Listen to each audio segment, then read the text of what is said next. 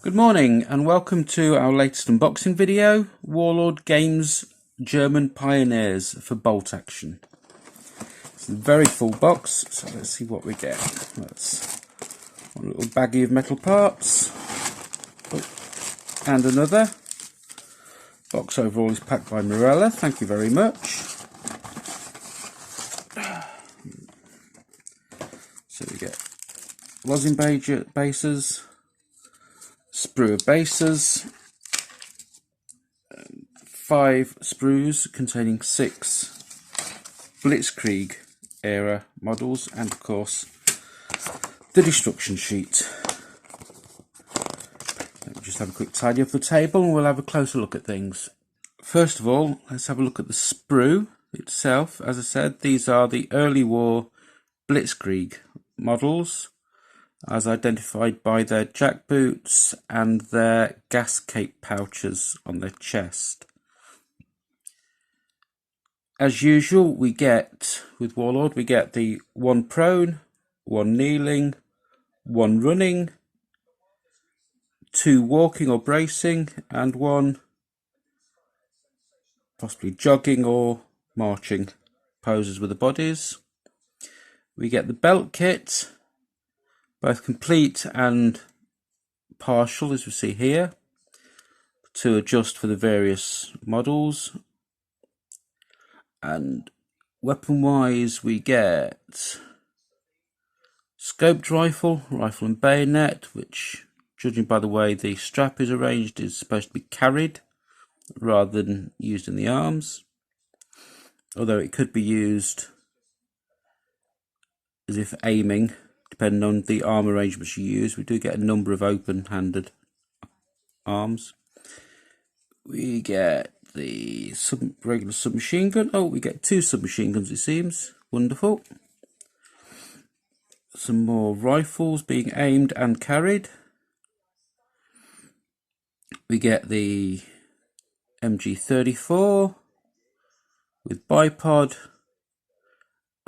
loader's arm with the ammo can, and loader's arm carrying the ammo can, and of course the strap of ammo. We get the submachine gun ammo pouches, as the rifle pouches are already moulded on. And what else do we get? Of course, the heads. We get a number of helmeted heads, bear head, officer's cap, a couple of side caps, and some more helmeted heads. No peaked field cap in this set, it seems. Anyway, they're the free bits that come with the metal kit that is what everybody pays for here. And now onto the fun parts.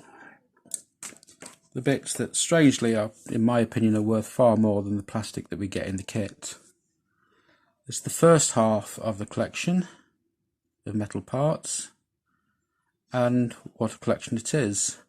We have 3 different sets of backpacks. These are the engineer backpacks, so all have the extended packs to carry engineer equipment and demo charges.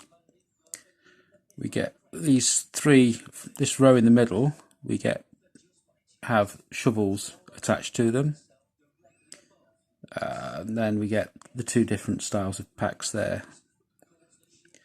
From a modelling point of view, you would normally get 1 pack issued to 1 man in every 3. So in theory, for every squad of 5 to 6 men, or half squad of 5 to 6 men, you'd use 2 packs. So these 12 packs are enough to equip a full platoon of 4 squads or 20 plus men. Then we get the guy lying on his back. This is usually shown modelled with the wire cutters for handling barbed wire, although by using the wounded head it makes a very good casualty marker as well. We then get the 2 sets of arms carrying bags of stick grenades.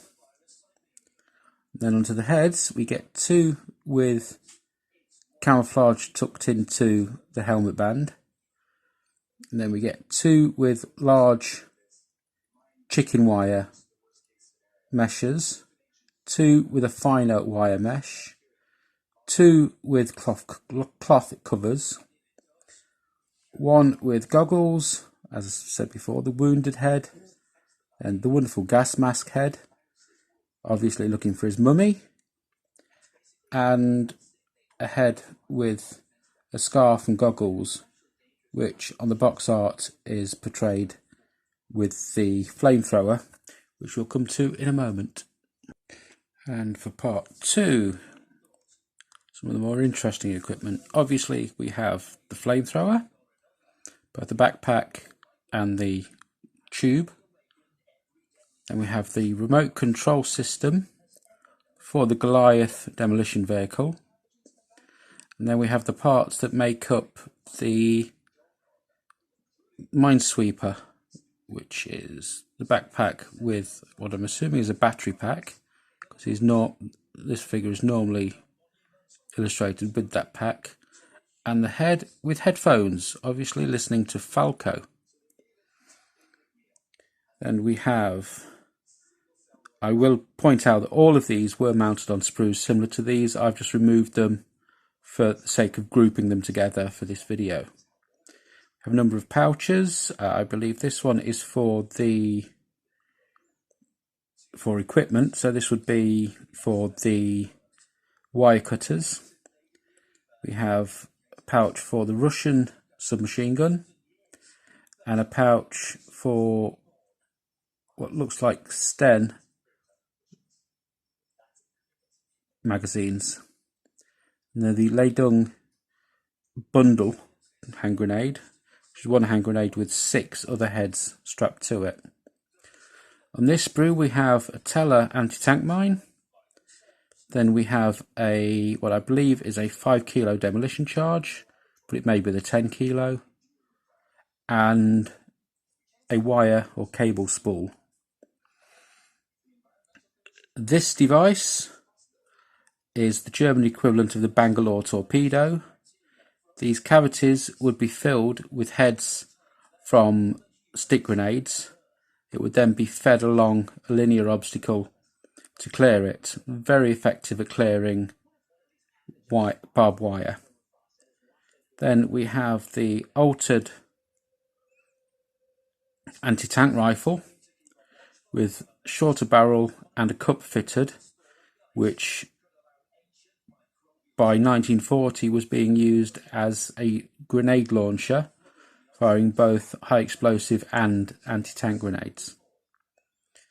Speaking of which, we also have the Sturm pistol with a grenade already mounted on its barrel, which again, a nice little anti-tank weapon. In bolt action, it has a pen value of 3, so not quite as effective as a Panzerfaust, but it can be used every turn if you stay within 6 inches of the enemy tank.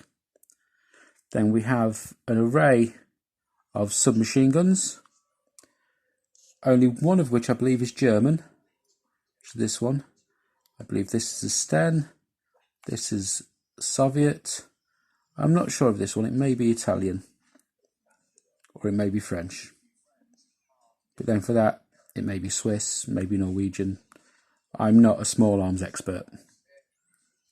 But all in all, this kit is a wonderful, wonderful set of equipment for Pioneers, and there's enough here to fully equip 4 squads of Pioneers, while the captured submachine guns will probably disappear thanks to my Brandenburgers commandeering the equipment. Thank you.